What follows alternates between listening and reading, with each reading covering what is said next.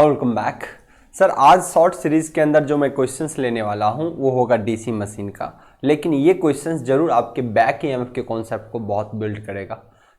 चलिए सर इस क्वेश्चंस को स्टार्ट करते हैं। एक्चुअली ये क्वेश्चंस बहुत ही इंपॉर्टेंट रहने वाला है सर। आंसर आप जरूर बहुत बच्चे कर सकते हैं इस क्वेश्चन का, लेकिन सर इसके कॉन्सेप्ट को तय तक जाना बहुत जरूरी है इसके कॉन्सेप्ट को। ओके नाउ यहां पे मैं बात करूं ना सर, मैं जो क्वेश्चंस दूंगा आपको, पहले आपको ऑप्शंस कमेंट बॉक्स में आप लोग जरूर टाइप करेंगे, फिर आप लोग सॉल्यूशन देखेंगे। ओके पहला क्वेश्चन जो है हमारी स्क्रीन पे आपके सामने है सर। क्वेश्चन आपके स्क्रीन पे है और इस क्वेश्चंस को वीडियो पॉज करके सर आप लोग एक बार कमेंट जरूर करेंगे। कह रहा for starting of A DC motor starter is required because. ये क्वेश्चन बहुत आसान है, बहुत बच्चे इसके आंसर कर सकते हैं, मुझे पता है बहुत बच्चे इसके आंसर करेंगे, पर इसके जो रीजंस है ना वो आपके बैक ईएमएफ को आज स्ट्रॉन्ग करने वाला है। आइए सर क्या कह रहा है कि डीसी मोटर में जो स्टार्टर की रिक्वायरमेंट होती है, डीसी मशीन में सबसे पहले कौन कौन से स्टार्टर की नीड होती है सर, आप देखोगे जो कौन कौन से डीसी मोटर में स्टार्टर यूज किए जाते हैं। जो स्टार्टर यूज किए जाते हैं उनके नाम पहले बता दीजिए। स्टार्टिंग डीसी मोटर स्टार्टर, सबसे पहले सर आपको स्टार्टर, तो स्टार्टर कौन सा यूज होता है सर, स्टार्टर कौन सा यूज होता है डीसी मशीन के अंदर, क्योंकि एक क्वेश्चन से अपने को कॉन्सेप्ट बहुत सारे लाने होते हैं। एक होता है 2 पॉइंट स्टार्टर और एक होता है हमारा 3 पॉइंट स्टार्टर। एक क्या होता है सर 3 पॉइंट स्टार्टर। तो यहां से एक और चीज हम अपने को पता चल गया, 2 point starter and 3 point starter.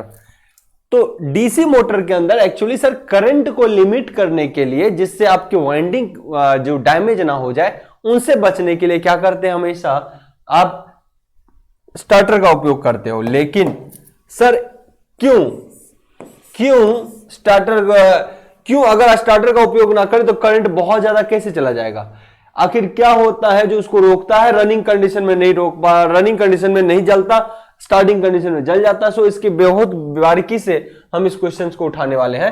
तो आइए सर क्वेश्चंस को देखते हैं। जो क्वेश्चन कह रहा है इसको एकदम तय तक जाइए सर, एकदम बढ़िया से समझिए क्वेश्चंस को। हमारा एक क्या है, मोटर है, नो डाउट ये हमारा मोटर रहेगा। एकदम बारीकी से सर देखिएगा।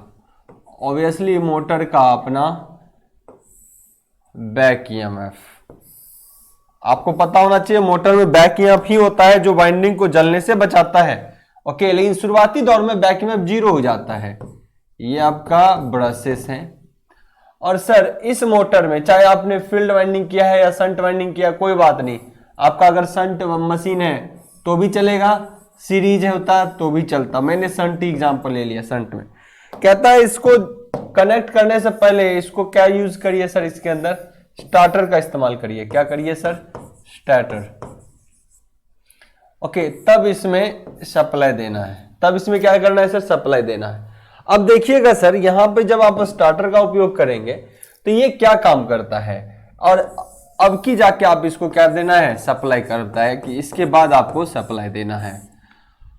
आपको पता है मोटर के अंदर जो इंड्यूस्ड बैक ईएमएफ डेवलप होता है, ईबी, इसमें क्या होता है सर, बैक ईएमएफ। ये इसका आर्मेचर का रेजिस्टेंस होता है, ये इसका शंट का रेजिस्टेंस होता है। यहां इसको ISH बोलेंगे, यहां पे मोटरिंग करंट बोल दो, है ना। इसके अंदर जो करंट जाएगा वो आर्मेचर करंट होगा। अब देखिए एक्चुअली में मोटर कहता है कि शुरुआती में इसका आंसर क्या होगा सर, आई होप अब आप लोगों को पता होगा, to limit the starting current to its safe value. Safe value तक के लिए आप स्टार्टर का इस्तेमाल करते हैं, शुरुआत में वाइंडिंग आपका ना जल जाए। अब यहां पे मैं बात करूं सर, अगर इसके लिए मैं बात करूं तो क्या होगा सर, आपने देखा होगा पहले कि बैक ईएमएफ ना हो तो क्या होगा, और बैक ईएमएफ किन किन पैरामीटर पर निर्भर करता है सर। बैक ईएमएफ की अगर मैं बात करूं तो वो डिपेंड करता है, ये भी NP/Z/60A पर, ये इन पे निर्भर करता है। लेकिन सर होता क्या है ये देखना है सर। शुरुआती में जब मोटर एट स्टार्टिंग मोटर की स्पीड क्या होगी सर, 0। एट स्टार्टिंग मोटर की स्पीड क्या होगी, 0। तो ऐसे कंडीशन में आपका बैक ईएमएफ भी क्या हो जाएगा सर, जीरो। एट स्टार्टिंग, जब अभी अभी मोटर आपका चलना शुरू भी नहीं हुआ है, आपने सप्लाई दिया, एक स्टेशनरी है, एक सप्लाई दे दिया, तो तुरंत वो रुका था।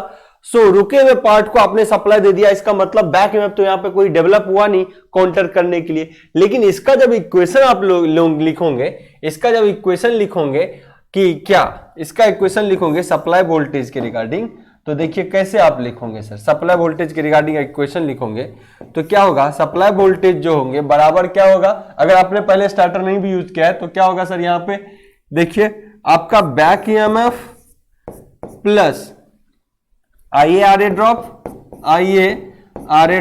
ब्रश ड्रॉप को हम नेग्लेक्ट करते हैं क्योंकि वो बहुत कम होता है, इतना होगा सर। अगर आपका बैक ईएमएफ एग्जिस्ट करता रनिंग कंडीशन में तो आपका वोल्टेज कितना होता है, ये सप्लाई वोल्टेज जो है, यहां मैं वीएस सप्लाई वोल्टेज अगर बोल दूं तो ये बैक ईएमएफ प्लस यहां रास्ते का ड्रॉप के बराबर होता है। ठीक है, आपको पता होना, जब प्रैक्टिकली मैं बताऊं सर, एक एक चीज आप लोग को बताऊं तो ध्यान से समझिएगा सर। अगर यहां पे बैक ईएमएफ एट स्टार्टिंग ये क्या है, जीरो, एट स्टार्टिंग ये अगर सर जीरो है तो आप ही बताओ कि बताइए आर्मेचर में करंट कितना जाएगा, स्टार्टिंग कंडीशन में आर्मेचर कितना जाएगा, सप्लाई वोल्टेज का में आर्मेचर रेजिस्टेंस से भागा दे दीजिए। ध्यान समझिए, सप्लाई वोल्टेज में क्या करिए, आर्मेचर रेजिस्टेंस से भागा दे दीजिए, डिवाइड कर दीजिए। नाउ सर यहां पे क्या देखने को मिलेगा, मान लो सप्लाई मैंने बोला कि 200 वोल्ट ही है, सप्लाई वोल्टेज आपने अप्लाई किया हो क्या 200 वोल्ट ही है, लेकिन आर्मेचर रेजिस्टेंस तो सर आपका बहुत कम होता है। सपोज दैट आपने बोला 0.2 ओम है, आर्मेचर रेजिस्टेंस आपका कम होता है, 0.2 ओम है। ओके, तो अगर इसको आप देखोगे सर, इसको अगर आप काटोगे, ये हटाओगे 10 आएगा और टोटल ये 2 से इनसे कट जाएगा तो यहां पे 100 रह जाएगा। लगभग कितना मोटर में करंट आ गया, 1000 एम्पियर सर करंट गया। ये इतना करंट सफिशिएंट होता है स्टार्टिंग में इस मोटर के वाइंडिंग को बर्न करना। इससे इस मोटर के अंदर जो वाइंडिंग होते हैं ये क्या करता है, वाइंडिंग बर्न कर देता है सर, वाइंडिंग बर्न। इसको क्या करता है, वाइंडिंग को क्या करता है सर, बर्न कर देता है। इस वाइंडिंग को जलाने के लिए सफिशिएंट होता है 1000 एम्पियर। लेकिन अब वही बात करें कि जब मोटर रनिंग कंडीशन में हो जाए तो क्या होगा, तो ध्यान रखिए इसीलिए यहां पे स्टार्टर का एप्लीकेशन करते हैं, शुरुआत में बहुत कम वोल्टेज अप्लाई करते हैं ताकि, चूंकि starter 3 point starter 4 point starter क्या होता है, उसके अंदर आप देखोगे सर रेजिस्टेंस मेनली यूज किए जाते हैं। ओके, रेजिस्टेंस मेनली यूज करते हैं, वोल्टेज को ड्रॉप करा के कम से कम वोल्टेज अप्लाई करते हैं ताकि धीरे धीरे रनिंग अप्लाई अगर इसमें मिलने लगे तो ये क्या होगा, बैक ईएमएफ उत्पन्न हो जाएगा। और बैक ईएमएफ फिर क्या करेगा, इस वीएस में, यहां जो इक्वेशन है, जब बैक ईएमएफ इक्वेशन एग्जिस्ट करेगा तब देखते हैं कैसे होता है। जब बैक ईएमएफ एग्जिस्ट करेगा तो क्या होगा, आपका यहां पे वीएस माइनस करंट आपका बैक वोल्टेज घट आएगा। 200 में से वोल्टेज लगभग 110 घट गया तो 10 वोल्ट बटा 0.2, तो फिर इतना ज्यादा करंट नहीं होता रनिंग कंडीशन में कि उसको जला दे। अगर मैं बात करूं, ध्यान से समझिएगा, एट रनिंग कंडीशन की सर, मैं यहां पे इसके रनिंग कंडीशन की बात करूं तो back EMF exist, back EMF क्या करेगा सर, एग्जिस्ट। क्यों, क्योंकि वहां पे स्पीड 0 था इसीलिए बैक ईएमएफ नहीं था। अब बैक ईएमएफ एग्जिस्ट करेगा क्योंकि एन भी होगा, पी भी होगा, फाइव भी होगा, जेड भी होगा बटा 60A। ओके, नाउ यहां मैं बात कर लूं सर इसकी, मैं एक बार बात कर लूं तो अब V बराबर क्या होगा sir, EB plus IA into RA। अगर कोई सर आर्मेचर करंट के बारे में बोले तो V माइनस EB बटा RA। अब बताइए सप्लाई वोल्टेज अगर आपने 200 दिया, ठीक है सर, आपको पता है बैक ईएमएफ अगर रनिंग फुल अपने रेटेड स्पीड पे रन करने लगे तो लगभग बैक ईएमएफ कितना प्रोड्यूस कर देता है, इन सारे वैल्यू को अगर पुट करोगे ना तो लगभग ये सप्लाई वोल्टेज को काउंटर करने के करीब आ जाता है। मैं कहूं अगर लगा लो सर 115 वोल्ट भी पहुंच गया, 115 वोल्ट भी पहुंच गया, लगभग इसी के आसपास पहुंचता है प्रैक्टिकली। सर आप क्वेश्चन बहुत ज्यादा प्रैक्टिस करोगे तो आपको 118, 115, 114 इसी रेंज में पहुंचता है। ओके, और आर्मेचर रेजिस्टेंस आपका तो क्या, हमने एक लेट्स एग्जांपल लिया, यही रहता है 0.2 ओम हमने लिया सर। आर्मेचर रेजिस्टेंस 0.2, 0.3, 0.5, 1 ओम से हमेशा कम रहता है। ये प्रैक्टिकली होते हैं, ये आपको क्वेश्चन जब प्रैक्टिस करते हो तो आपको ये सब चीज पता होता है। ओके, ना अब देखिए सर, अगर वैल्यू मैं यहां करूं तो 5 बटा 0.2 ये गया ऊपर, कितने आए सर? 25 एम्पियर। इसको क्या करता है सर? सस्टेन कर लेता, सस्टेन वाइंडिंग। वाइंडिंग ऐसे कंडीशन में जलता नहीं। 25 एम्पियर जब इस मोटर को जाएगा ना सर रनिंग कंडीशन में, तो ये जलेगा नहीं, तब तक स्टार्टर का कब काम खत्म। अब ये स्टार्टर हमेशा नहीं लगा रहता, बाद में स्टार्टर में हम क्या करते हैं अपने फाइंड, फिर जो इनिशियल कंडीशन सप्लाई वोल्टेज ऐसा कर देते हैं कि इससे इस सारे रेजिस्टेंस से इसको कोई फिर मतलब नहीं होता है। सप्लाई वोल्टेज जितना देते हैं उतना ही इस मोटर को मिल रहा होता है।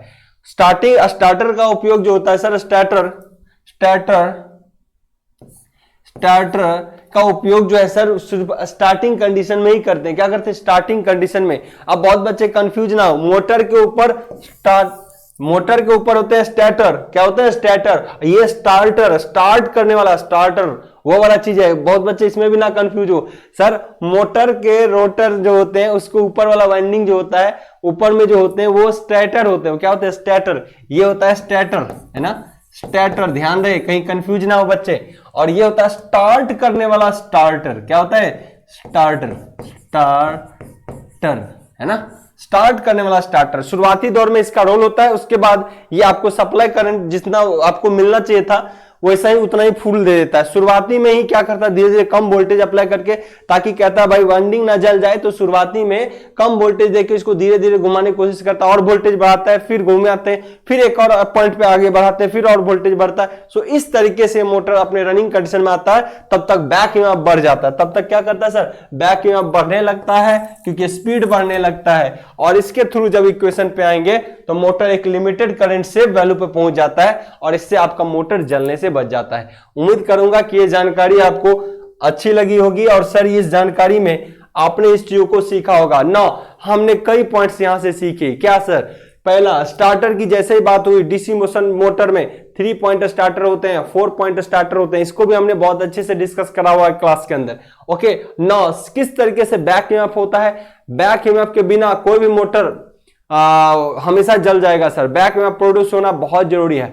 बैक ईएमएफ का भी इक्वेशन सर वही होता है जो जनरेटेड ईएमएफ का इक्वेशन होता है। जनरेटर के अंदर जो जनरेटेड ईएमएफ इक्वेशन होता है NP5Z/60 है, वही होता है हमारा क्या सर? बैक ईएमएफ का वैल्यू। ओके, तो उम्मीद करता हूं सर ये जानकारी आपको अच्छी लगी होगी। हम नेक्स्ट वीडियो में आपसे मिलने वाले हैं इस सीरीज में। ओके सर, ये शॉर्ट सीरीज आपके लिए बहुत फायदेमंद होने वाला है। उम्मीद करते हैं आगे भी ये कंटिन्यू रहेगा। आप सब भी इससे लगातार जुड़े रहेंगे। Best of luck.